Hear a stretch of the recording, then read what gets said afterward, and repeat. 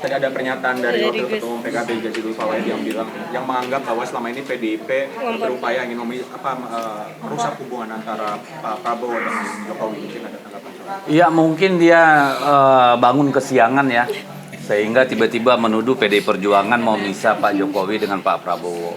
Itu urusan beliau-beliau. Kita nggak ada urusan untuk memisah atau merekatkan mereka. Namanya politik kan basisnya kepentingan pastinya. Kalau sepanjang mereka punya kepentingan berdua, siapapun nggak bisa memisahkan gitu. Jadi ya silakan aja. Tapi mohon Bung Jazuli nggak usah urusin orang lain, urus aja partai sendiri gitu.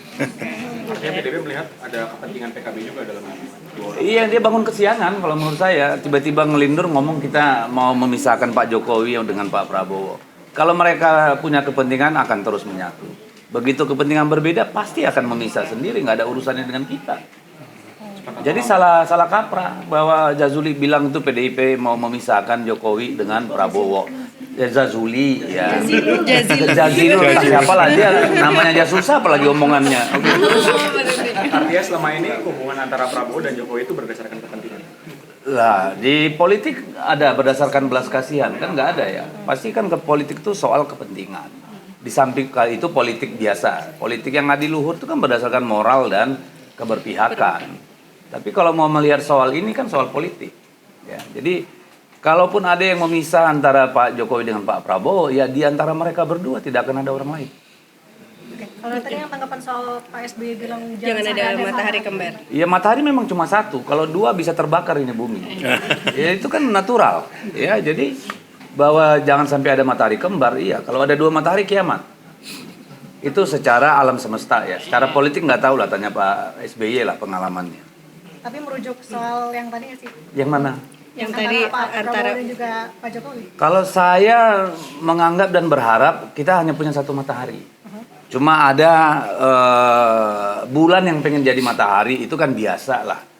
Apalagi kalau belum bisa memisah antara posisi dulu dan sekarang. Itu aja sih kalau saya. Siapa itu? Ada deh. dikomporin. Ya siapa yang muncul 3 kali kayak makan obat sehari di depan media ya.